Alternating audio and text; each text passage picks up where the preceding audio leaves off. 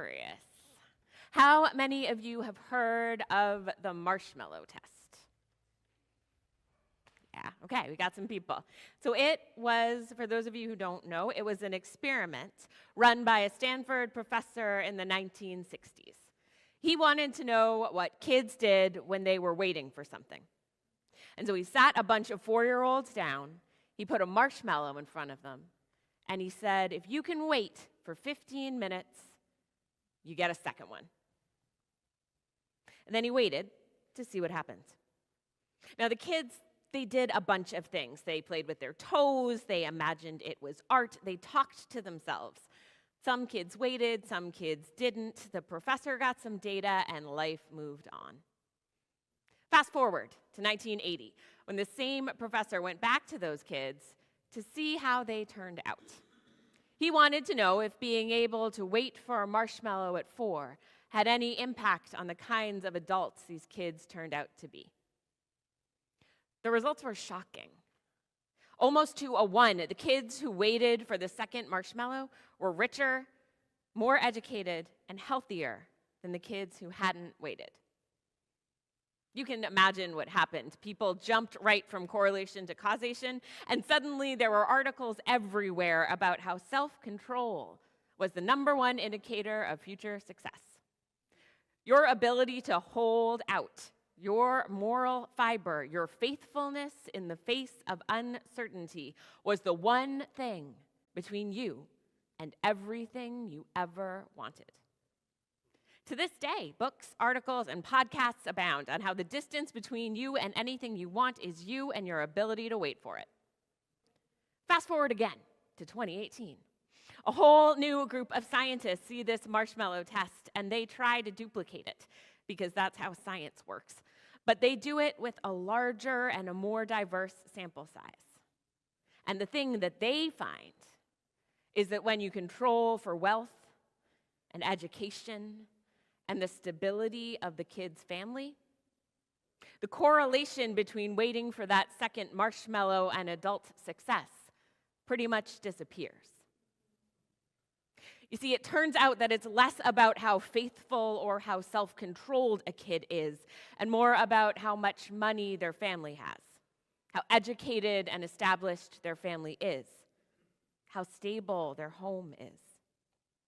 Being able to wait for something is way more tied up with the predictability of a kid's life outside of the experiment than about the inside of the kid in the experiment. I tell this story because I want it percolating in your head as we turn to our passage today. Exodus 32, the story of the golden calf. This is a story we like to tell as though it is about a lack of faithfulness, as though it is about a stubborn and stiff-necked people who deserve what's coming to them. I think it's a story about humans being human in a time of great uncertainty, and about power and how we can use it to secure a place for ourselves or a place for others. Let's dig in. We start our passage, we're in Exodus 32, 1-14, if you want to look it up on your phone. And we begin with the Israelites. They are a traumatized people. Within their communal memory, they've seen slavery, a series of plagues, the first Passover, the flight out of Egypt, and they've just watched an army-sized number of people drown as the waters of the Red Sea washed over them. They are 3 months into wandering in the wilderness, drinking water that comes from a rock, eating food that appears out of nowhere but only lasts a day, and following Moses, who's disappeared up a mountain with God and has been gone for more than a month. In the midst of all of this uncertainty and instability, they turn to Aaron and they say, Aaron, we can't hold out. We can't wait for the second marshmallow. Make us something we can follow, something of the God who led us out of the land of Egypt. And Aaron does. He makes a calf out of gold, and a desperate people in an uncertain time proclaim that the day ahead shall be a festival to the Lord. Now we switch gears to Moses, who is up with God on Mount Sinai, and God can tell what the Israelites are up to, and God is pretty angry about it. God is still very much in their genocide era in this story, and God is ready to wipe everyone out. God looks through their divine playbook and decides that they will play a Noah and the flood. They will pick one righteous guy, kill everyone else, and start again. God tells Moses, "Let me alone, so that my wrath may burn hot, and I will consume them. And of you, I will make a great nation." This is a critical moment for Moses. He's in a really interesting situation. He's the peanut butter and jelly in a hierarchy sandwich. And he has to decide which side he's going to stick to. Will he play it safe and side with the angry divinity who's promised him protection? Or will he do something else? We're here today, so you know that he does something else. Moses takes his power, his righteousness, his relationship, and his trust with God, and he uses it for the sake of the Israelites, the people with no power, the scared and the desperate people at the bottom of the mountain in uncertain times.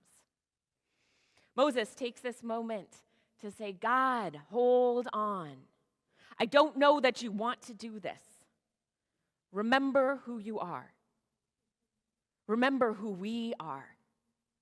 We are your people, and you are our God. You brought us out of the land of Egypt. We are covenanted together forever."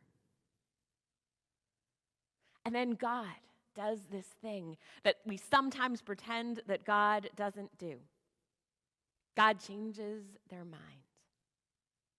They stay their hand and send Moses back down the mountain. There will be no genocide today.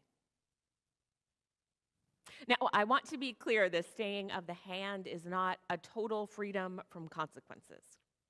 There are very real and very violent consequences for the Israelites in this story.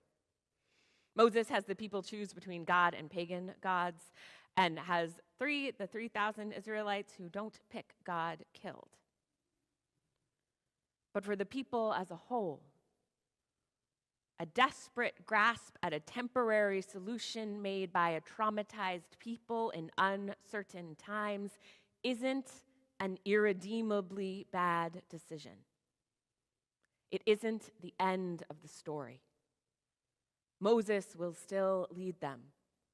God will still be their God.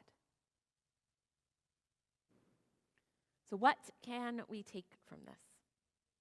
What can we translate through time and space and context and form and let shape how we live our lives today? I can offer you two things.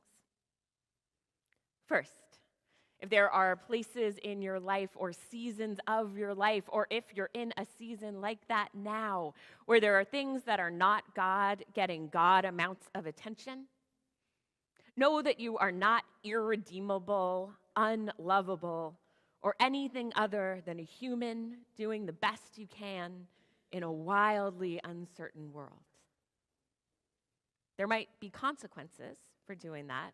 Frankly, there probably will be. But you remain holy, beloved, and made in the image of God, made for community and for love. And second, if there are places where you are the peanut butter and jelly in a hierarchy sandwich, and you have opportunities to choose between nestling in with the powerful and throwing your lot in with the powerless, may I encourage you to stand with the people pushed to the margins, to throw your lot in with the folks with less authority, fewer opportunities to speak and be heard. When the going gets rough, will you stand with the meek? It might cost you a second marshmallow, but it might change the mind of God.